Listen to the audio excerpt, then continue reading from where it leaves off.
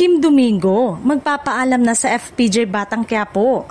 Isa na namang pinag-uusapang balita sa mundo ng primetime teleserye ang lumutang matapos kumalat ang chismis na si Kim Domingo ay magpapaalam na sa FPJ's Batang Quiapo.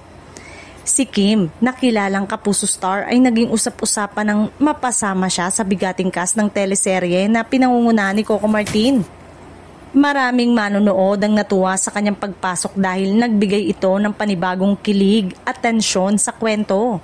Gayunpaman, mukhang hindi na magtatagal ang kanyang paglalakbay bilang bahagi ng palabas. Bagamat walang kumpirmadong detalye kung bakit aalis si Kim, ilan sa mga hula ng netizen ay maaaring may kinalaman ito sa schedule conflict.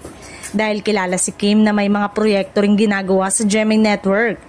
May nagsasabi rin na baka bahagi lang ito ng plot twist sa serye na kilala sa madalas na pagbibigay ng sorpresa sa mga manonood. Agad na nagtrending ang pangalan ni Kim Domingo sa social media matapos lumabas ang balitang ito. Marami ang nalungkot dahil nasanay na raw silang makita siya gabi-gabi sa Batang Quiapo. May ilan ding humiling na sanay hindi pa tuluyang matapos ang kanyang karakter at baka may posibilidad pang bumalik siya sa mga susunod na kabanata.